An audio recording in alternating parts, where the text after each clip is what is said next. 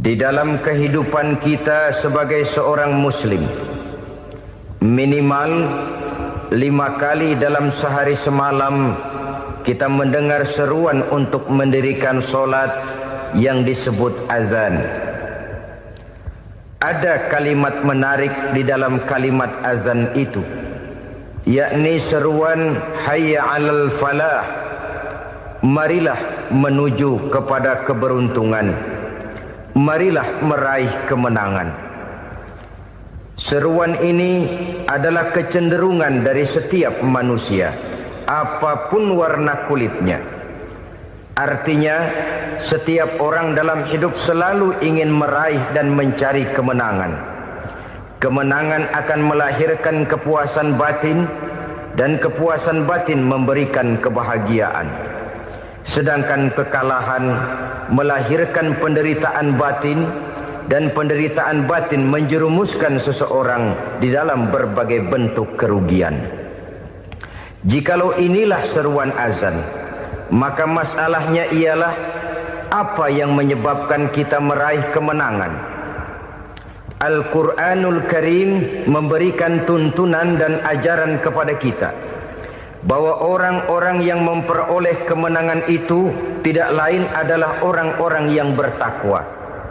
Hanyalah mereka yang bertakwa kepada Allah Subhanahu wa ta'ala pada akhirnya akan tampil sebagai pemenang. Lalu siapa orang yang bertakwa itu? Dijelaskan dalam awal-awal Al-Baqarah, orang yang bertakwa yang akan meraih kemenangan. Pertama, allazina yu'minuna bil ghaib, yaitu orang-orang yang beriman kepada yang gaib. Percaya bahwa ada alam yang gaib, alam yang abstrak, alam yang tidak bisa dijangkau oleh salah satu daripada panca indera kita. Mereka percaya dan beriman kepada adanya malaikat, beriman kepada adanya iblis dan jin, beriman kepada adanya alam kubur, beriman kepada adanya alam mahsyar, beriman kepada adanya alam akhirat, beriman kepada adanya sorga dan neraka. Beriman bukan cuma sekedar beriman dalam ucapan bibir saja, tetapi beriman yang nilai iman itu mampu mewarnai gerak dan gaya hidupnya. Iman yang meresap sampai ke tulang sumsum, kemudian memberikan dampak positif di dalam kehidupan manusia. Alam, kita tahu, adalah sesuatu yang selain Allah, dan Allah bukanlah alam. Apapun namanya selain daripada Allah, itu adalah alam. Alam pada hakikatnya terbagi menjadi dua. Ada alam syahadah, alam nyata, alam konkret, alam yang bisa dijangkau oleh salah satu indera kita. Kemudian ada alam ghaib, alam yang tidak bisa dijangkau oleh panca indera kita, alam metafisika, alam abstrak, alam yang wajib kita imani keberadaannya. Kita percaya bahwa malaikat itu ada, kita percaya kepada jin, bahwa jin itu ada, kita percaya kepada adanya iblis dan setan. Bukan percaya kepada iblis dan setannya, percaya bahwa iblis dan setan itu ada. Itu termasuk salah satu daripada sifat orang yang bertakwa kepada Allah. Saudara-saudara kaum muslimin rahimakumullah, kecenderungan pembangunan yang lebih bersifat materialistis biasanya menggeser aspek kehidupan rohani. Orang berpikir empiri, dan dalam pola pikir yang demikian, maka alam gaib tidak lagi mendapat perhatian. Aspek kehidupan yang bersifat rohaniah malah mulai ditinggalkan.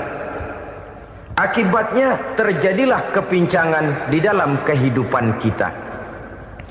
Pernah ada satu pengalaman pribadi dalam perjalanan kembali ke tanah air.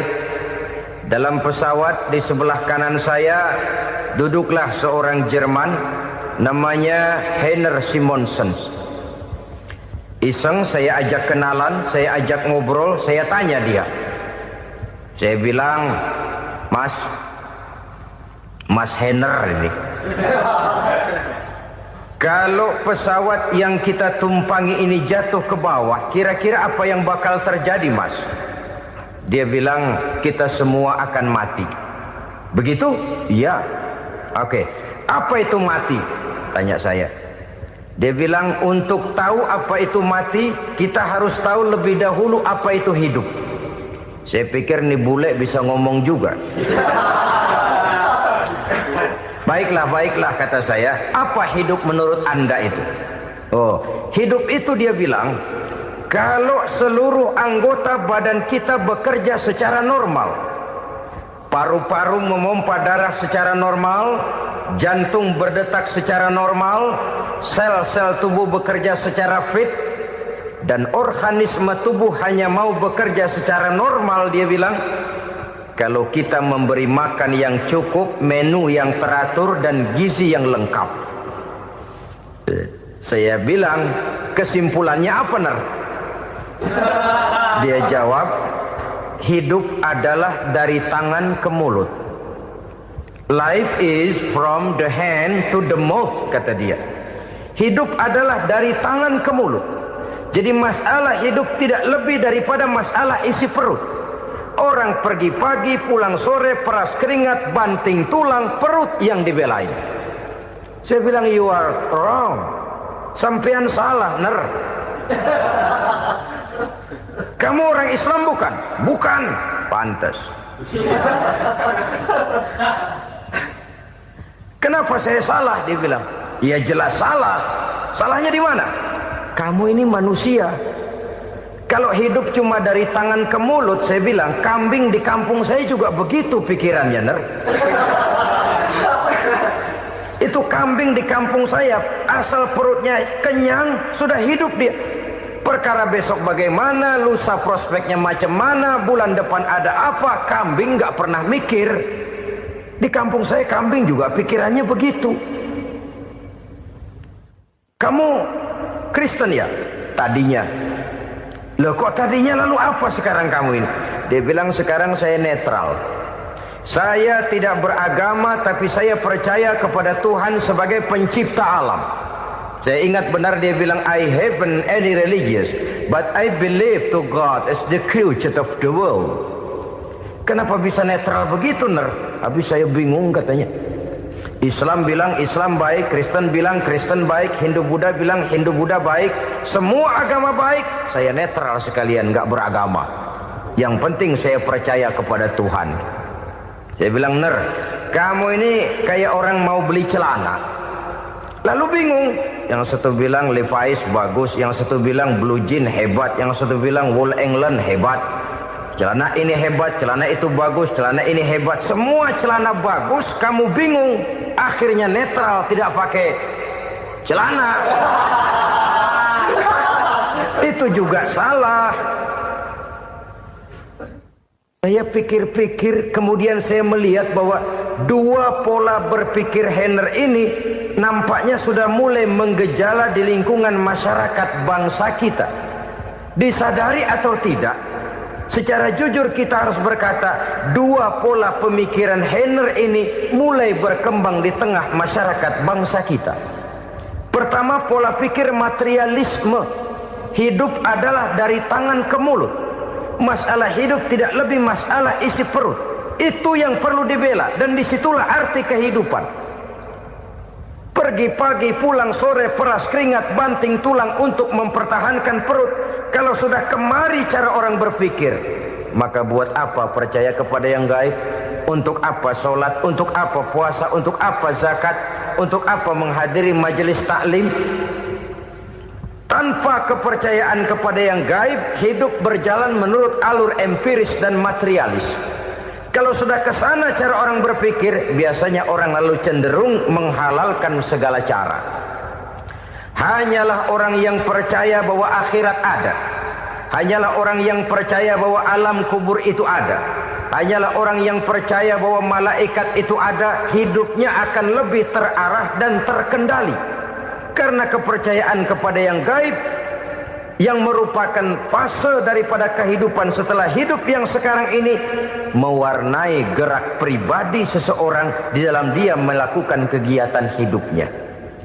Pola berpikir materialisme, disadari atau tidak, mulai menggejala di lingkungan masyarakat bangsa kita. Hidup tidak lebih dari urusan tangan ke mulut, mulut ke tangan, tangan ke mulut.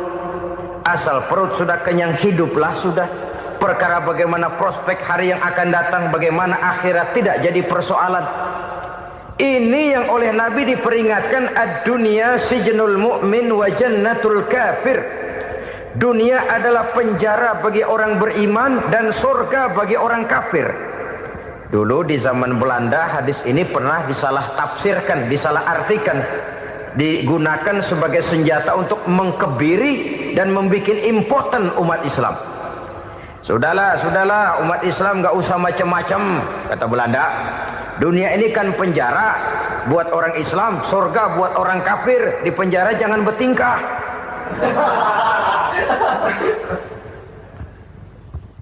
Pengertiannya tidak begitu. Dunia adalah penjara bagi orang mukmin. Artinya dalam kehidupan dunia seorang mukmin tidak bebas memperturutkan hawa nafsunya. Di penjara hawa nafsunya itu. Sebaliknya surga bagi orang-orang kafir. Buat orang kafir surgalah dunia ini. Mereka bebas memperturutkan hawa nafsunya. Dilarang tidak terlarang, dicegah pun tidak tercegah. Mereka hidup menurut alur bisikan nafsu mereka sendiri. Kemudian bila ajal datang, maut merenggut nyawa, selesailah surganya sampai di situ. Maka bagi orang-orang yang tidak percaya kepada adanya akhirat, kepada adanya alam gaib, surganya sebatas umurnya. Sekali lagi, surganya sebatas umurnya. Bila umur selesai, ajal pun datang merenggut nyawa, selesailah sudah surganya sampai di situ.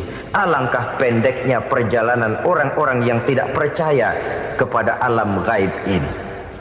Bagi kita mukmin, jikalau kita mampu memenjarakan hawa nafsu, kita bisa bahagia di dunia ini. Dan Islam memang tidak menyuruh kita sengsara di dunia. Raih dunia, kejar dunia, gapai dunia sebagai alat untuk mencapai kebahagiaan di akhirat nanti. Hidup adalah satu perjalanan panjang yang terbentang sejak kita terlahir dari alam rahim sampai kepada alam akhirat nanti. Andai kata kita gagal meraih kebahagiaan di dunia, toh kita masih punya akhirat. Tapi jangan jadi dalil yang melemahkan semangat. Biarin dah kita di dunia kebelangsak, yang penting akhirat. Akhirnya dunia benar-benar kebelangsak. Bagaimana dunia ini bisa kita raih, dan bagaimana meraih dunia untuk menunjang kepentingan akhirat nanti.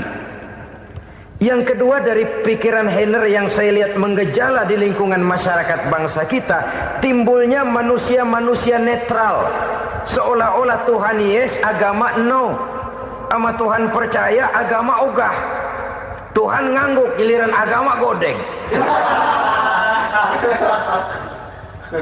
Padahal hampir dalam setiap ayat dalam Quran, kata-kata amanu biasanya bergandeng dengan wa amilus sholihat. Iman dan amal soleh. Ini sebagai isyarat Tuhan dan agama jangan pernah dipisah-pisah. Apabila kita bertuhan, maka kita harus beragama. Apabila kita beragama, maka agama itu harus bersumberkan dari Tuhan yang kita imani itu. Tidak mungkin kita pisah, Tuhan yes, agama no. Sama Tuhan percaya tapi agama bikin sendiri. Sembayangnya cukup bengong 2 jam madep ngulon.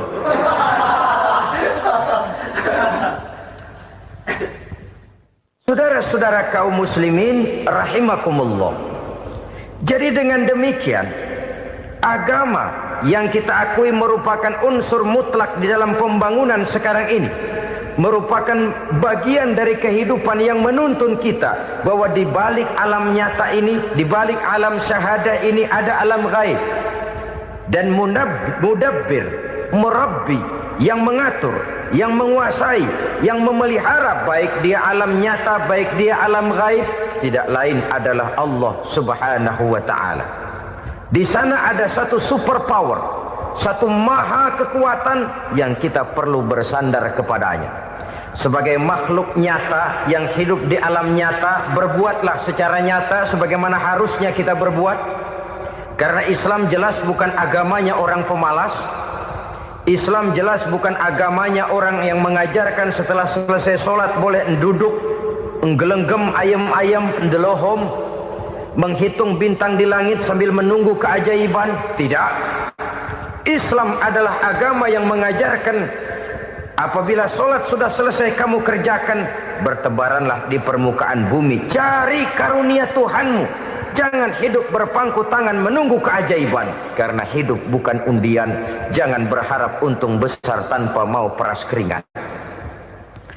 Tapi di sebalik itu toh kita juga harus yakin bahwa di sisi usaha nyata yang kita lakukan ada satu super power, satu maha kekuatan gaib yang menentukan berhasil dan tidaknya usaha kita.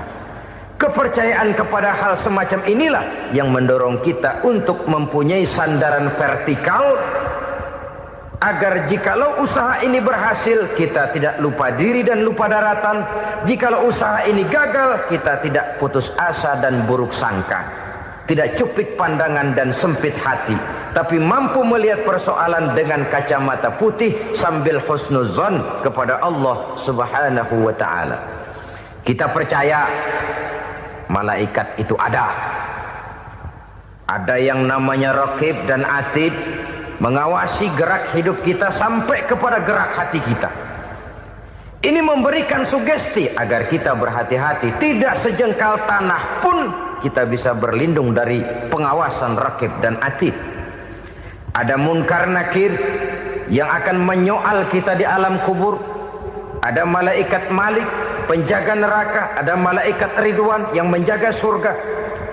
Kita percaya kepada adanya jin, kita percaya kepada adanya setan, iblis. Percaya kepada adanya, bukan mempercayai si setan, si iblis lalu menjadikannya sebagai teman. Tidak. Percaya bahwa mereka itu ada dan merupakan makhluk Allah yang gaib yang diciptakan Allah Azza wa Jalla. Kepercayaan kepada alam gaib memberikan motivasi terhadap gerak lahir manusia, sehingga dengan motivasi kepercayaan kepada yang gaib, gerak lahir jadi lebih terarah, jadi lebih terpelihara.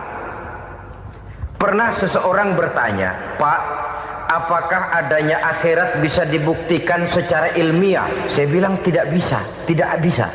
Kenapa? Karena yang berangkat nggak pernah pulang kemari lagi. Kalau dia pulang kemari bisa kita tanya bagaimana enak di sono. Cuma secara moral saya katakan, lebih beruntung orang yang percaya kepada akhirat daripada yang tidak. Sekarang saudara percaya akhirat ada, lalu saudara baik-baik di dunia, sholat, puasa, zakat, menolong orang lain, menebarkan kebajikan. Saudara mati, andai kata akhirat tidak ada, toh dalam hidup saudara sudah berbuat baik.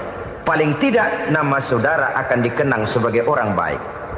Sebaliknya, saudara percaya, kata saya, bahwa akhirat tidak ada, lalu hidup semau-maunya, tenggelam dalam maksiat dan munkarat, menentang Allah, tidak mau ruku dan sujud. Lalu saudara mati, kemudian akhirat ada. Ayo, mau apa? Bekal tidak punya. Jadi secara moral lebih beruntung orang yang percaya kepada adanya akhirat daripada yang tidak percaya. Dan itu alam gaib yang tidak bisa dibuktikan secara eksat.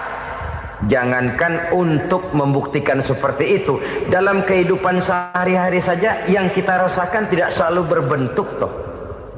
Angin, bagaimana sih bentuknya angin? Kita tidak tahu. Merah, buktinya kalau dikerok merah. Yang merah itu kulit, yang kulit kita bukan anginnya. Sakit, rasa sakit itu ada, tapi bagaimana bentuk sakit kita nggak pernah tahu. Kalau kita makan cabai pedas, bagaimana bentuk pedas itu tidak ada, tapi rasa ada. Bentuk pedas hijau, cabainya bukan pedasnya. Tidak semua yang kita rasakan bisa kita gambarkan dalam bentuk yang konkret. Oleh karena itu, sekali lagi bahwa kepercayaan kepada alam yang gaib mampu memberikan satu sugesti yang menata kehidupan seseorang lebih lurus, lebih terarah, dan lebih terkendali. Maka wajar kalau kepercayaan kepada yang gaib mengantarkan seseorang untuk meraih kemenangan. Kenapa? Dia percaya kepada yang gaib, bahwa akhirat ada, bahwa alam kubur ada, bahwa pertanggungan jawab itu ada. Maka dia lalu tidak hidup saenae udele dewe, itu loh. Tidak hidup menurut seleranya sendiri, terarah, teratur. Ini cirinya yang pertama. Orang bertakwa yang akan meraih kemenangan, mereka beriman, mereka percaya kepada yang gaib. Bahkan hal-hal konkret saja selalu berangkat dari yang gaib. Saudara-saudara, para remaja, para pemuda sekarang ini tidak pernah tahu toh siapa yang akan jadi teman hidup saudara.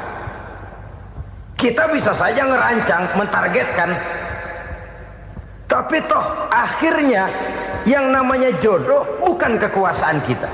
Rezeki di luar kemampuan kita. Begitu juga ajal, maut, jodoh, ajal adalah contoh-contoh konkret bahwa pada akhirnya yang gaiblah yang menentukan. Bertahun-tahun ngelancong, emang jodoh seret, nggak jadi.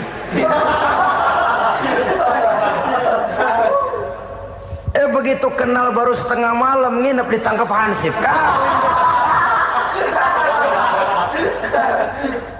Hal-hal semacam itu kadang-kadang kita berpikir suuzon, gile, perempuannya cakep banget, lakinya rebek amat. Memang begitulah jodohnya. Memang begitulah jodohnya. Saudara hadirin ma'asyiral muslimin yang saya hormati, jadi hal-hal yang konkret saja kita yakini sepenuhnya ditentukan oleh satu superpower yang gaib itu tadi. Dari sanalah segala ketentuan itu berangkat dan kesanalah segalanya akan kembali.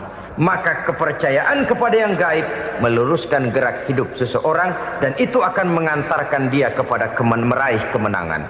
Satu. Yang kedua, wa yuqimuna shalah. Orang bertakwa yang akan meraih kemenangan itu adalah orang-orang yang mendirikan sholat. Kenapa sholat mengantarkan orang untuk meraih kemenangan? Yang jelas, inna sholata tanha anil fahsya'i wal munkar. Sholat mampu mencegah manusia dari perbuatan keji dan munkar. Banyak filsafat hidup yang terkandung di dalam sholat ini. Sejak kita wudhu sampai kita menghadap ke arah kiblat, sampai kita melakukan gerak-gerak sholat, bacaan-bacaan yang ada di dalam sholat, lalu sampai kepada mengucapkan salam. Banyak filsafat hidup yang terkandung di dalam sholat. Umpamanya saja, setelah takbiratul ihram mulai kita dengan sholat dalam posisi berdiri, diajarkan dalam kitab-kitab fikih agar kita melihat ke arah tempat sujud. Ini kan filsafat kehidupan. Kalau kamu sholat dalam posisi berdiri, lihat tempat sujud. Jangan sholat mata jelalatan, sebab nanti bisa mengurangi kekhusyuan.